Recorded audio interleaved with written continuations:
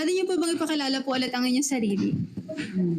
Magandang hapon po sa inyo lahat. Ako po si Lourdes Akulan Tolentino.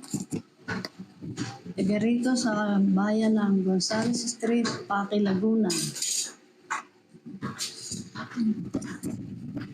Ilang taon na po kayo nakatira dito sa Pakil? Siguro mga may... Kasi grade 1 pa lang ako, dito na kami nakatira. Ngayon ay siguro ay baka may about mga mahigit na 40 taon na siguro. Kailan po nagsimula po itong espasol na negosyo niyo po? Ako ay mga siguro nasa 20 years old na ako. Kasi ano pa lang ako, yung bago pa lang kaming mag-asawa, ang mister ko, ay natuto na ako maggawa na yan. Pero hindi pa ako nagluluto. Tagatinda pa lang ako nung biyanan ko. Nag-umpisa ako magluto nung ako ay nagkaanak ng 4. Doon sa panganay ko, nag-umpisa na ako matuto magluto. Naging patok po ba agad sa mga tao ang kakanin na ito po? Primero, medyo hindi pa masyado nilang kilala kasi bago pa lang kami noon eh. Bago pa lang kami noon nagluluto. Ang ginawa ko, itininda ko sa bayan. Hanggang sa matikman nila, ay di natuto na kami mabuti magluto. Hanggang sa kami ino-orderan na, pauti-uti na kami ino-orderan, hanggang sa ngayon na medyo lumalakas na. Dito na kami pinupuntahan sa bahay. Kasi noon hindi pa talaga masyadong yan eh. Ako'y naglalako pa lang. Naglalako pa lang ako. May dala akong basket. Tinitinda ko pa lang noon. Kasi kumukuha pa lang ako noon sa biyanan ko. Ang biyanan ko ang una kong kinukunan yan, si Ana Gluluto. Kanino po nanggaling ang mga recipe at techniques sa paggawa ng espasol po? Doon sa biyanan ko, natutunan ko. Balik, kailan po kaya kayo, kailan niyo po natutunan po yung na yun? Paggagawa po sa espasol? Doon sa panganay kong anak, Bali yung pangalan niyo po ang una pong natuto ng magluto pong espasol? hindi, ako ay natuto. Nang ako'y nagkaanak na ng 4, umpisa pa lang doon sa panganay ko, uti-uti na akong yung nag-i-invento pa lang ako. Aking ina-experiment pa lang. 3 times na pagluluto ko, doon pa lang ako umpisa natuto. Kasi experiment muna ako na experiment ng paggagawa. Siyempre, yung primero, hindi pa siya ayos. Yung pangalawa, medyo na. Yung pangatlo, na perfecto na yung gawa. Kani-kanino po naipasa ang pamamaraan sa paggawa ng natatanging ninyong espasol? Marami nang natuto niyan eh. Kasi, yung anak ko, na tiga San Antonio ang nag-iasawa, tinuruan niya yung kanyang mga hipag para magkameron din ng hanap buhay. Yung mga pamangkin ko doon sa baryo ng Dambo, tinuruan ko din para matuto rin sila ng hanap buhay. Kasi wala rin silang hanap buhay doon na permihan eh. Nag-aano lang sila, nagtitinda man sila. Halimbawa, yung mga nilagang saging lang, yung mga paruya, yung ganyan, puro mga tsaka yung mga prutas na inaanin nila, gulay, yun ang kanila itinitinda. Nang tinuruan ko sila niyan, malimit na silang nagagawa. Tinitinda rin nila. Marami na kaming naturuan. Sa tingin ninyo po, may posibilidad po kaya na maipasa po pa ito sa mga susunod pang henerasyon? Oh, pwede rin. Pwede siyang maipasa sa ibang kasi halimbawa yung aming mga apo natuto, pwede rin nilang gawing hanap buhay. Yun ay nasa sa kanila na kung gagawin nila. Kasi alam mo, meron kasing mahilig talagang magluto. Meron mang hindi mahilig magluto. Kaya kung nasa kanila na yun, kung gusto nilang matuto maghanap buhay ng ganyan. Kasi malakas naman talaga itinda eh. Yung business po mismo, Oo. Tataktin po talaga sa mga masa. Oo. Siya, talagang gusto siya ng mga tao yun. Yung kanyang lasa. Ano rin po siya, parang patok po siya pag may mga okasyon like kasalan po, yung Paskuhan, ganun po. Birthday. Oo. Mas malakas po yung kita nila pag may ganong events po. Lalo ngayong mahal na araw. Mahal na araw po. Yung, kung yung sa may kukumpara niyo po, yung kita niyo po ay dumodoble po o tumitriple po pag may okasyon po. Ay siguro, maaring doble. Hindi ko lang alam kung nagtitriple kasi hindi na kasi ako ang nagahawak ng matanda na ako nung pinasa ko na sa kanila. Gandang umaga po. Ilang taon na po kayong nagawa po ng espresso? Kung sa akin sarili, siguro mga 15 years. Kasi kay na lola, simula pa kay na lola, tapos kay nanay. Ako yung bunso kasi. Bunso sa apat na magkakaroon. Nagsimula po ito ng bata pa po kayo. Bata pa po kayo naglalako na po. Natuto ako mga 12. Natuto ako 12 years old. Magluto. Anong ilang taon po kayo nagsimula pong maglako? Siguro mga 8 years old, kasama na ako eh. 8 years old, kasama na ako ng nanay. Kahit ulam, kahit kakanin, umaga at hapon. Kanino po nagsimula yung pagluluto po? Yung, kumbaga, sino po una nagkaroon ng interest na magluto ng espasol? Mula kay Lola Insyun ko, yung nanay ng tatay ko. So na-transfer po siya sa nanay niyo po. Ganun. Sa kakanood, araw-araw kasama, so natututo na rin araw-araw. Yung tulong-tulong ba, natulong lang ako, tapos natututo na ako, kasi napapanood ko siya eh. Paano niyo po siya natutunan? Tinuro po ba siya sa inyo ng mano-mano or sa kapapanood niyo lang po Sa siya? kapapanood. Sa kapanood niyo po. Minsan po ba, yung bawa po, Pag may mali ka, correct ka. ganun lang po. Hindi po siya, Hindi naman totally mano-mano na ganito, 3 kilo, 4 ganun, wala. Kasi sa kanonood mo na may memorize mo na siya. okay. Ano po yung mga problema na kinaharap o kinakaharap niyo po ngayon? Sa ngayon, medyo mahirap tayo sa gumaan. Yun ang medyo yung pinaka-main ingredients kasi yun. Sa dami na kasi din na nagluluto, parang kinukulang na rin tayo sa supply. So sa iba-ibang bayan na kami nabili, nung isa nakakarating pa sa baryo yung mga namimili. Kasi sa palengke lang ako nakuha. So yung mismo sa palengke, nakakarating pa siya dito sa Rizal at saka sa Kabulusan, sa Rizal. Ganun, para lang makabili siya ng ginahan.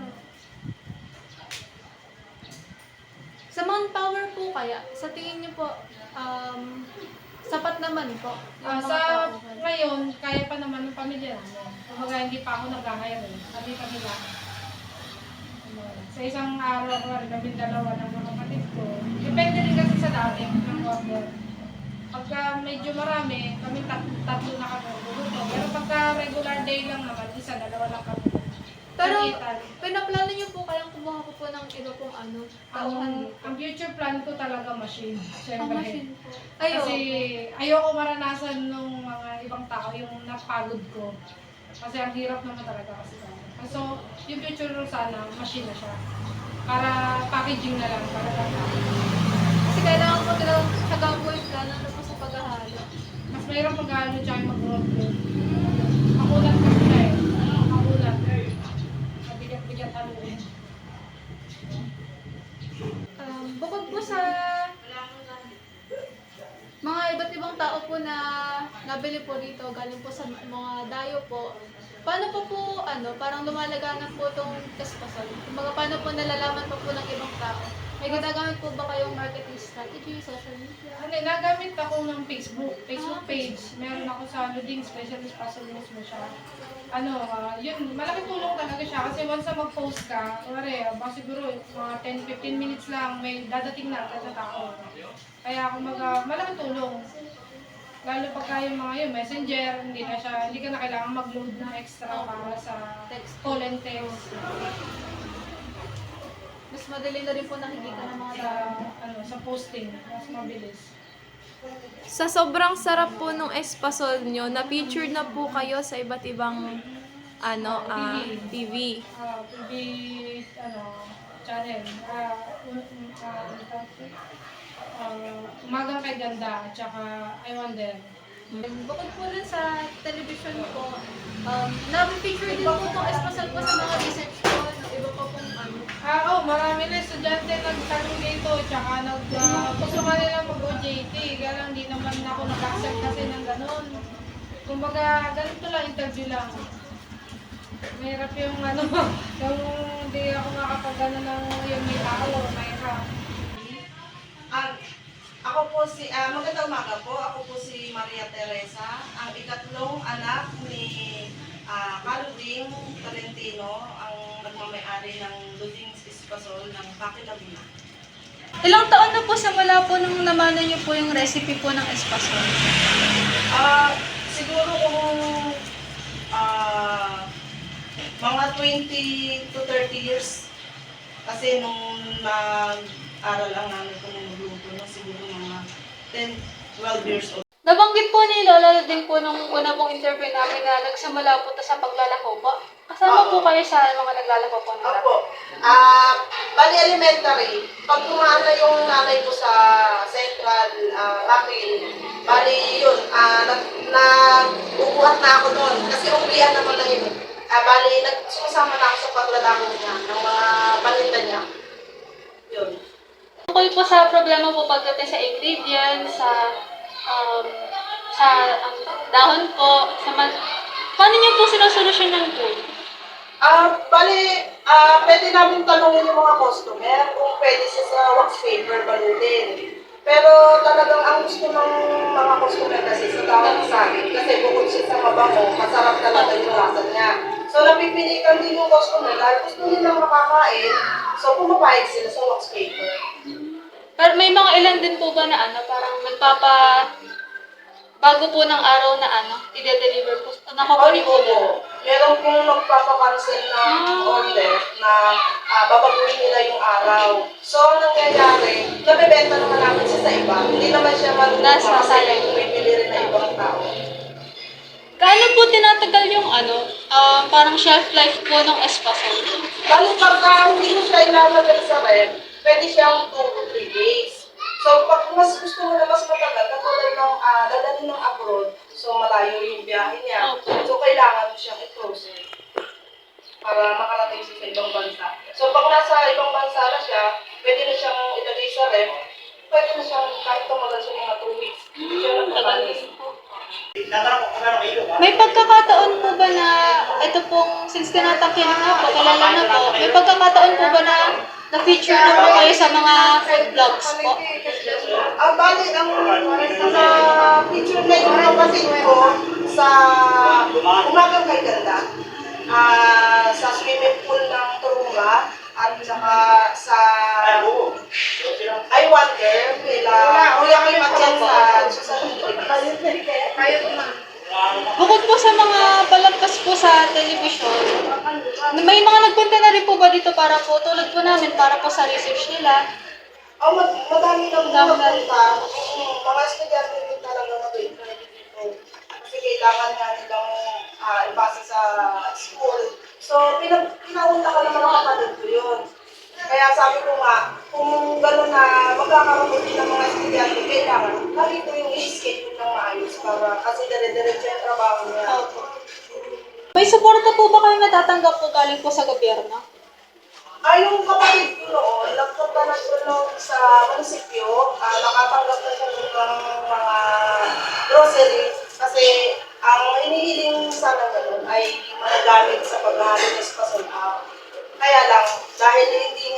nagkaintindihan. So, pumayag na rin yung kapatid ko. Kahit na grocery, okay na yun. Yun lang ang natanggap niya.